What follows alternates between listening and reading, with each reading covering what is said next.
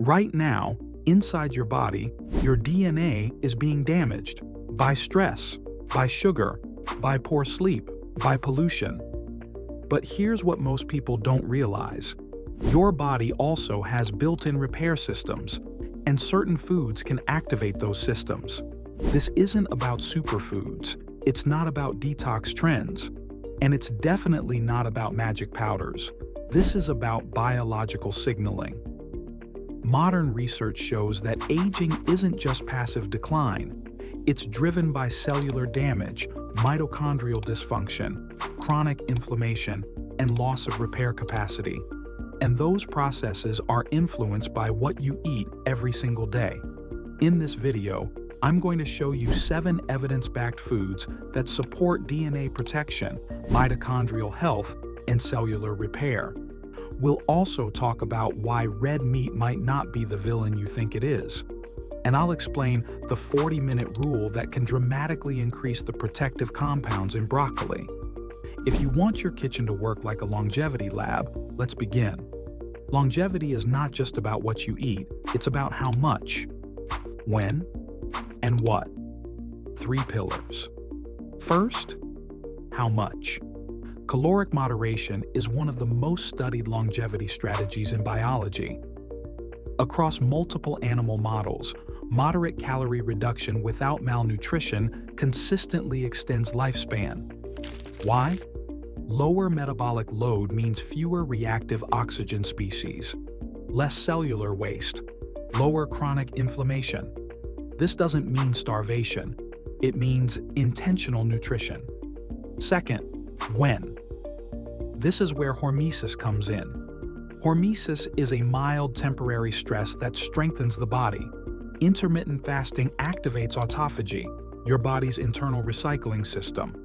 It helps clear damaged proteins and dysfunctional cellular components. Think of it as maintenance mode. Third, what? Nutrient density. Every calorie sends a signal, either toward inflammation and dysfunction, or toward repair and resilience. If a food doesn't support mitochondrial function, the energy production system of your cells, it may be accelerating aging rather than slowing it. Now let's talk about the foods that do the opposite. Food number 1, raw cacao or very dark chocolate. Cacao contains polyphenols and a compound called PQQ, pyrroloquinoline-quinone, which is being studied for its role in mitochondrial biogenesis. In simple terms, it may help support the creation of new mitochondria. More mitochondria means better cellular energy production. Choose 85 to 90% dark chocolate with minimal sugar. One important note: cacao is high in oxalates. Pairing it with a calcium source, like a small piece of cheese, may help reduce oxalate absorption. Food number 2, grass-fed red meat. This one is controversial. For years, red meat has been blamed for chronic disease. But context matters. Unprocessed, high-quality red meat contains carnosine and L-carnitine. Carnosine helps reduce glycation, a process where excess sugar binds to proteins and damages tissues. L-carnitine plays a role in transporting fatty acids into mitochondria so they can be burned for energy. The key difference is quality and processing. Grass-fed, minimally processed meat in moderate amounts is metabolically different from processed meats. Food number 3, spirulina.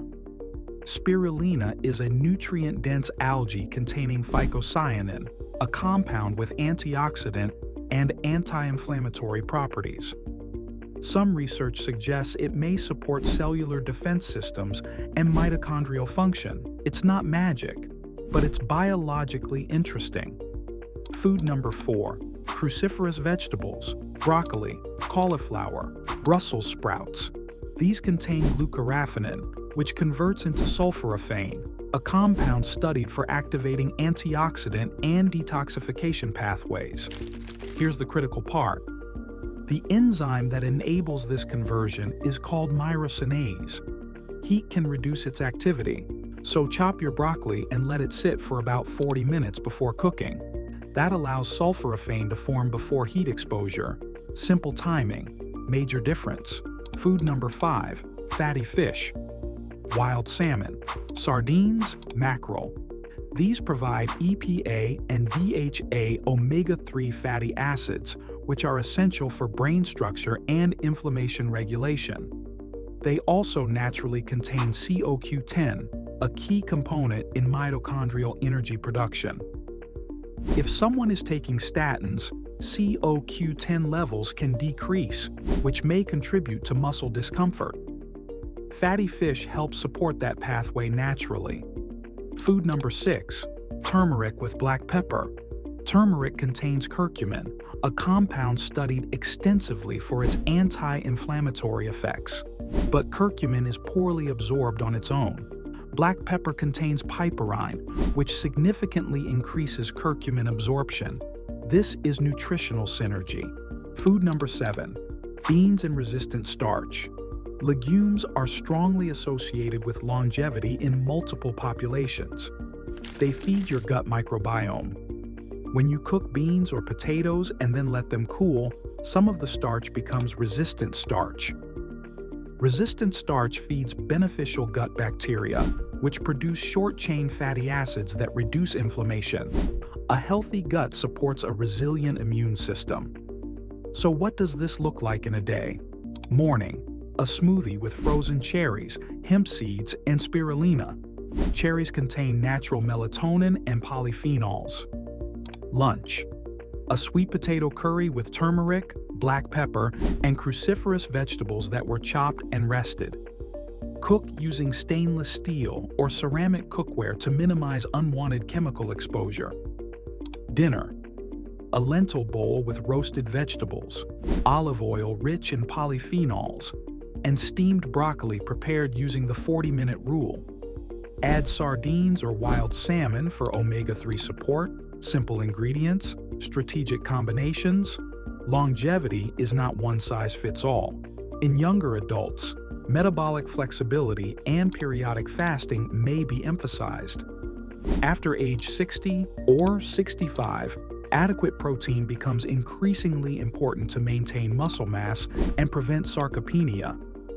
Muscle is metabolic currency. Your genes provide the blueprint, but food provides the instructions. Every meal is a signal toward dysfunction or toward repair, and there is one category of food that does the opposite of everything we discussed today, rapidly increasing inflammation and mitochondrial stress. I break that down in the next video. Eat intentionally, live deliberately. See you in the next one.